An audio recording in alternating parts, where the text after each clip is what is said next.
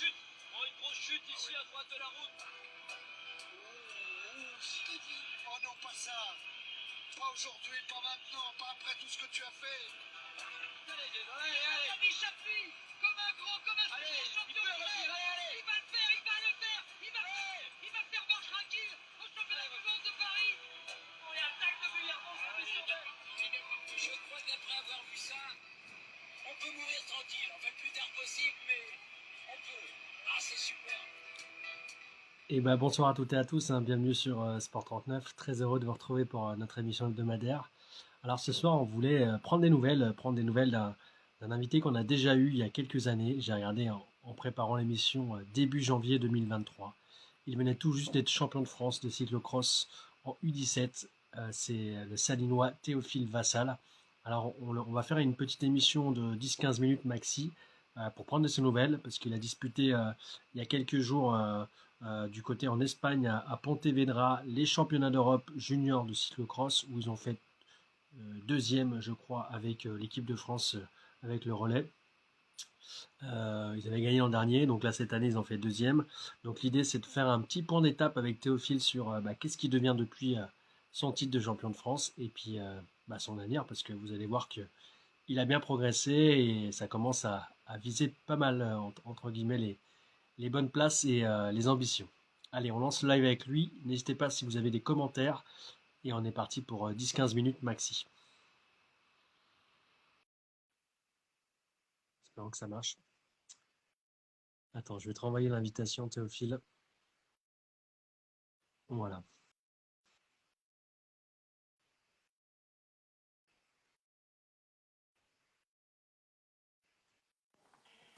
Salut Théophile. Salut! Merci beaucoup d'avoir accepté l'invitation pour revenir en quelques minutes sur l'actu et puis sur un petit peu ton évolution depuis qu'on s'est eu en janvier 2023. Hein. C'était après ton titre de champion de France. Donc, il s'en est passé des choses, j'ai envie de te dire. C'est ça, merci à toi. Juste pour l'évolution de cette année 2023, j'ai cru lire que c'était quand même bien poursuivi après, parce qu'il y a eu la finale de la Coupe de France que tu as gagnée, les championnats de France aussi où tu as fait quatrième sur route. Donc ça s'est plutôt bien enchaîné pour toi.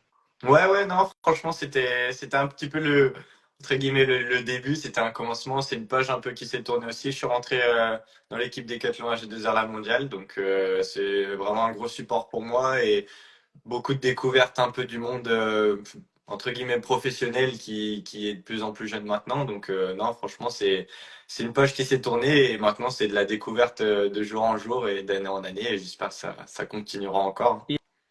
Et la catégorie junior, t'es passé en septembre dernier ou c'était en 2023 du coup?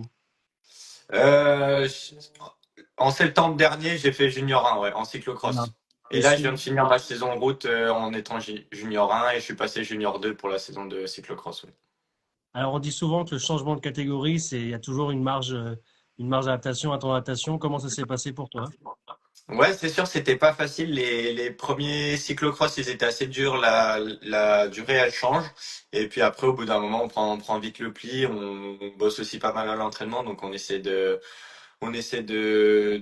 combler, entre guillemets, un peu ce gap. Et puis, au fur et à mesure, on se rapproche des juniors 2, qui, ouais, petit à petit, on arrive à combler ce gap. Et c'est vraiment, vraiment satisfaisant et agréable quand on arrive à le faire rapidement en junior 1. Et après, forcément, on est attendu sur la saison de route.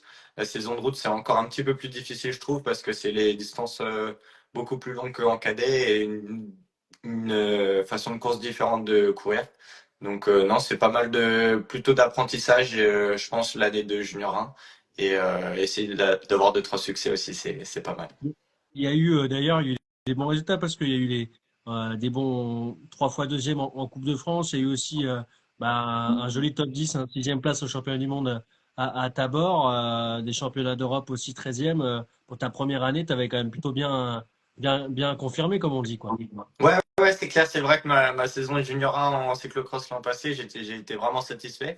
Je m'attendais pas à faire une belle saison comme ça, donc franchement, j'ai été agréablement surpris, ça s'est super bien passé. J'étais bien entouré avec l'équipe de France, avec les copains aussi, avec qui je m'entraîne tous les week-ends et la semaine, donc ça nous a un peu tous propulsés vers le dessus et ça nous a fait ouais, réaliser une super saison de cross l'an passé. Ouais. vois qu'il y a pas mal de gens qui sont connectés. N'hésitez pas à poser des questions aussi à Théophile, c'est le but du média. Et là, j'ai regardé cette année, alors, parce que c'est vrai que les saisons, elles sont un peu bizarres pour toi, parce que tu sans arrêt, j'ai envie de te dire. Entre le cyclocross et la route, tu te reposes quand?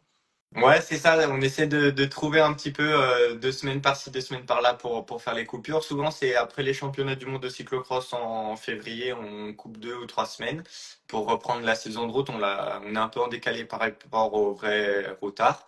Et après, la saison de cross, ça dépend pour ceux qui vont jusqu'aux mondiaux.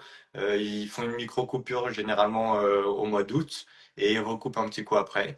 Et moi, j'ai pas fait les mondiaux cette année, donc j'ai pu faire mes 2 semaines de coupure durant le mois d'août, donc j'ai pu en profiter pour partir un peu en vacances et décompresser. Et depuis, j'ai repris pour préparer à bloc la saison cross. Ouais. Et j'ai vu, alors, du coup, sur ta première saison sur route, avec le maillot des 19 d'AG2R, il y a eu quand même pas mal de courses. Alors, je crois que c'est niveau D1, du coup. C'est quoi? Vous êtes, la catégorie, Ouais, c'est, nous, c'est U19 et après, t'as pas mal de courses à l'international cette saison. Donc, on court contre soit ceux de notre âge, soit un an de plus pour moi cette saison. Et oui, c'est des courses au calendrier que tous les pays peuvent avoir et peuvent participer. Donc, ça fait un bon niveau au départ. Pas mal de monde au départ, d'expérience de tous les côtés, de tous les pays. Donc, non, c'est cool pour découvrir et bien c'est apprendre. vrai qu'en regardant ta saison sur route, on se dit quand même que pour des débuts dans ta catégorie, tu as quand même gagné le classement général du côté de l'Italie là, sur l'Heroica Junior, où tu gagnes le classement jeune et tu es top 10 au général, tu es huitième. J'ai regardé aussi, tu avais fait aussi une victoire sur une autre compétition aux Pays-Bas aussi, puis quatrième au général. Quel est le bilan que tu fais un petit peu sur route? Parce que là, du coup, ça va reprendre un peu plus tard dans quelques mois, mais pour ta première saison avec l'équipe AG2R. Ouais, non, franchement, j'ai fait une belle saison. J'étais un petit peu déçu sur la fin de saison. J'ai eu quelques chutes qui ont perturbé un peu ma fin de saison, mais j'ai eu beaucoup d'apprentissage et de découvertes avec l'équipe. Et j'ai pu remporter 2 fois le classement de meilleur jeune sur des belles courses avec un profil assez différent. Donc c'était cool. Je me suis découvert des nouvelles fonctionnalités de mon corps, entre guillemets. J'ai découvert on pouvait grimper comme ça sur un vélo, que les descentes, ça pouvait se faire à une vitesse extraordinaire. Et non, franchement, c'était vraiment génial. J'aurais aimé un ou deux résultats en plus, mais pour une année de junior 1, c'est déjà pas mal. Donc non, franchement, bien content, une très belle découverte et je remercie l'équipe Decathlon G2R pour m'avoir accompagné cette saison. Ouais. Tu évoquais tout à l'heure changement de stratégie de course chez les juniors. Il y a aussi le rythme qui est plus intense. Et puis tu parlais aussi de peut-être de nouvelles fonctions, peut-être d'équipier par moment. Comment tu as vécu un peu tout ça? Ouais, carrément, carrément. Alors déjà les courses c'est plus du tout le même profil. En cadet, on était avec le club, mais on était pas mal individuel. On courait un peu comme ça, et puis à l'arrivée, celui qui gagnait, c'était celui qui gagnait. Là, il y a beaucoup plus de niveaux. On a un vrai briefing, on a des vrais équipiers, on est une vraie équipe. On fait des stages ensemble, on est vraiment soudés. Et puis après, on essaie de faire un peu un roulement selon les courses, quel profil correspond à quel coureur. Et puis après, petit à petit, ben, le sprinter sur une étape de montagne, il va essayer de rouler un petit peu plus sur le début de la course pour favoriser les coéquipiers et vice-versa quand ça arrive au sprint. Donc ça donne vraiment une belle ambiance et un bon état d'esprit. Et c'est des rôles que j'ai découvert ouais, durant toute l'année que j'avais jamais fait, quoi. Donc c'est génial. Et quand il a fallu, entre guillemets, je dis bien défendre le maillot blanc, pareil, une nouvelle position à défendre pour toi. Comment tu l'as vécu ça, à chaque fois sur les deux courses? Alors, je l'ai pas porté tous les jours. Moi, j'ai plutôt gagné le maillot blanc sur la dernière étape, donc Oui, c'est c'était pas mal. plutôt facile à défendre vu que c'était plus de l'attaque.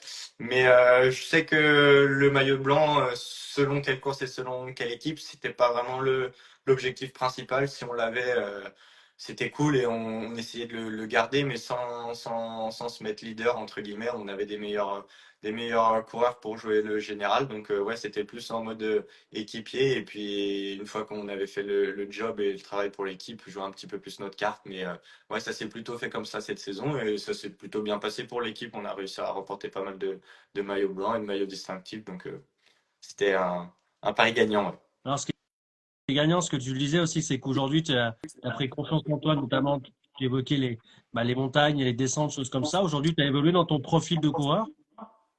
Ouais, un petit peu. Après, je me cherche encore un petit peu. J'ai pu faire quelques contre-la-montre. J'ai découvert aussi cette discipline avec un vrai vélo de chrono cette saison.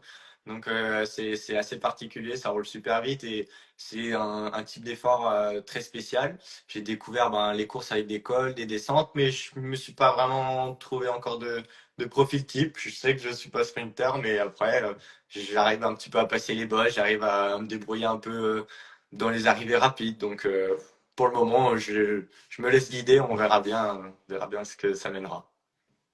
En tout cas, on va se guider vers le cyclocross juste pour terminer cette partie-là, parce que j'ai vu que, je l'ai indiqué en introduction, qu'il y avait eu les championnats d'Europe junior récemment en Espagne avec l'équipe de France où tu as fait deuxième avec le relais. Un peu plus compliqué le lendemain en solo. Voilà, comment t'es ressorti de ce week-end-là? Mi figue, mi raisin, comme on Ouais, dit. ouais, c'est ça, c'est ça. Franchement, super week-end. Ça faisait déjà plaisir de retrouver tout le monde de l'équipe de France. On avait fait une super saison l'an passé, comme je l'ai dit tout à l'heure. On a retrouvé un peu tout le monde, toute l'ambiance du cyclocross un peu plus familiale et ça faisait vraiment plaisir. C'était en Espagne cette année, donc c'était assez atypique pour un cyclocross. C'était un circuit très sec et très roulant. Donc, fallait prendre un peu en main le circuit. Le relais c'est plutôt bien passé pour toute l'équipe. On a fait une très belle prestation, ça joue dans les derniers mètres. On a été un petit peu moins chanceux, mais bon, l'an passé, l'équipe de France a réussi à gagner les deux titres, donc c'est le jeu de la course, quoi. Les Italiens étaient très forts aussi. Et puis la course individuelle, pour moi, le lendemain, elle était un peu plus compliquée. Je trouvais pas vraiment mes sensations, j'étais pas au top de ma forme, donc j'ai fait avec les moyens du jour et puis voilà, j'ai fini 18e, il me semble, donc c'est pas le résultat que j'aimerais retenir de cette saison, quoi. Et il y a eu quand même des bonnes satisfactions en Coupe de France quand même cette année, euh, où tu as gagné quand même pas mal de manches, hein. Je vois à Nome, tu as gagné aussi deux manches là-bas. Récemment aussi le week-end dernier, je crois que tu as encore gagné, je crois. Ouais, c'est ça, j'ai fait les Donc, deux manches, c'était les deux premières manches de Coupe de France à Nome, donc c'est pas très loin de la maison. Donc c'était vraiment plaisant de courir entre guillemets à domicile. C'était la reprise des Coupes de France, donc la manche 1 et 2. Et ouais, j'ai réussi à m'imposer les deux jours sur un circuit assez glissant et rapide. Donc j'étais vraiment content, ça a bien lancé la vraie saison de cyclocross et ouais, c'était très agréable. bon, en tout cas, on va passer sur la suite, la saison à venir sur la route. Mais en tout cas, ce qui est intéressant et ce qui est marrant, c'est que t'as rien besoin de dire, Théophile, tu as déjà un contrat qui est garanti chez Visma pour l'an prochain. Il est marqué ce que tu peux signer chez Visma. Donc, je sais que Decathlon, à G2R, U19 vont pas être contents en lisant ça, mais c'est bien en tout cas d'avoir des sollicitations. On sait que le cyclisme, c'est parfois un peu précaire aussi. Donc, c'est bien aussi voilà, d'avoir ce genre de message en rigolant, bien évidemment. Justement, il y a Eric qui pose la question, est-ce que tu n'es pas déçu de ne pas être allé à Pierrick? Non, pas vraiment parce que après les championnats d'Europe, j'avais besoin d'un peu de repos. Donc ça a fait pas mal de bien. Et puis en junior, on a une manche joker sur classement général de la Coupe de France. Donc moi je l'ai utilisé ce week-end. C'est la manche aussi la plus loin de la maison. Donc ça fait pas mal de déplacements, de fatigue mis dans les trajets. Alors je préférais me préserver sur ce week-end-là, bien récupérer tranquillement à la maison, profiter de la famille et des copains et repartir de plus belle pour les semaines à venir. Alors justement, là, il y aura, du coup, il y a une petite coupure et après tu reprends avec la route, c'est ça, hein? Ouais, c'est ça. Ben, déjà jusqu'au la fin de la saison de cyclocross, normalement en février, si tout se passe bien. Et après, début février, une petite coupure, histoire de décompresser et de refaire recharger les batteries à bloc. Et après, on repartira ouais, sur la saison de route durant courant mars et jusqu'à ouais, août ou septembre, on verra. Et au niveau de la formation Savoyard, ils t'ont fixé des objectifs, peut-être un gap encore à franchir l'an prochain sur route. Quelle est un petit peu les ambitions que vous avez définies ensemble? Ouais, ben, je pense que tous ceux de l'équipe, ils ont les mêmes ambitions. Tous les coureurs, on a envie de gagner, de réaliser la meilleure saison possible. Donc, je pense que tous ensemble, tous réunis, on peut réussir à faire de belles choses. Après, on aime aussi pas mal l'esprit d'équipe, donc essayer de réussir d'être la meilleure équipe internationale, comme elle a pu être dans le passé. Donc c'est vraiment agréable et on est fiers de porter les couleurs. Et puis après, ouais, toujours un bon gap à passer pour la saison de Junior 2, essayer d'avoir un petit peu plus de résultats que la saison dernière, prendre de l'expérience et refaire un petit peu les bases avec la nouvelle équipe, vu que pas mal de juniors 2 sont partis, et maintenant la place au junior 1, donc repartir un petit peu dans l'esprit de plus cohésion et réussir ouais, faire des belles courses d'équipe, et j'espère qu'il y aura de nombreuses gagnes. Avec les années, juste pour terminer là-dessus, puis après je poserai la question d'Alexandre. Avec les années, je voyais d'ailleurs des reportages sur le centre de formation à Chambéry à l'époque. Ils faisaient pas mal de volume. Et en fait, ils se rendaient compte qu'après, quand ils arrivaient dans le monde professionnel, bah, c'était plus le cas en fait. C'est que du maintien et bah, du coup de la préparation des stages, mais il y avait vachement moins de volume. Est-ce que ce passage, entre guillemets, est obligatoire dans les catégories cadet, junior, même entre junior et sport, de vraiment faire beaucoup de volume? Ouais, je pense qu'entre junior et sport, il y a un bon gap. Entre cadet et junior, il y en a aussi un parce qu'on passe des courses de 60 km à des courses de 120 presque, donc c'est le double. Mais je pense que le niveau U23, un peu semi-professionnel entre guillemets, il y a vraiment un gros gap à passer et il faut pas mal augmenter le volume horaire sur le vélo. Et je pense que c'est une étape essentielle dans la vie d'un cycliste où on est tous obligés de passer par là, et ça formera pour plus tard, quoi. Alors moi, je vais peut-être mettre une petite pièce parce que je vois qu'il y a une prochaine course à 3. Et justement, un match à 3, dit Alexandre, avec Soren et Soen. Quel sera l'ordre sur le podium? Est-ce que tu peux te mouiller un petit peu? Ah, j'aimerais être un peu chauvin et essayer que s'en soit déjà un des deux sur le podium. Ce serait encore mieux si je pourrais être avec eux. Et puis après, l'ordre, les deux, c'est des juniors 1, donc c'est déjà une très belle prestation s'ils sont sur le podium. S'ils arrivent à gagner, c'est encore plus joli. Mais personnellement, j'aimerais essayer de confirmer ce que j'ai fait à Nome. Et après, l'un ou l'autre sur le podium, si on peut être tous les trois, ce serait génial, ouais. Alors juste pour terminer, je vois il y a une nouvelle question sur ta saison U19. Quelle a été ta course sur route préférée? Est-ce que tu as un petit coup de cœur pour une course dans la saison? Je pense que c'était l'Heroica Junior. C'est une course italienne d'une petite semaine où on emprunte les routes des Strade Bianche, une grande course cycliste sur les chemins blancs. Et donc ça rapproche un petit peu du cyclocross. Il y avait une super bonne ambiance, une super belle équipe. Et on a tous réussi un petit peu à donner du nôtre pour aller tous chercher une bonne place au classement général. Et ouais, c'est vraiment la course qui m'a le plus marqué cette saison, ouais. Ouais, parce que c'est vrai qu'il y a quand même des sacrés résultats d'équipe, hein. Je vois Aubin avait fait cinquième, Paul sixième, toi du coup huitième. Franchement, trois dans le top 10, quand même chapeau quoi. Ouais, c'est clair, c'était une superbe semaine, ouais.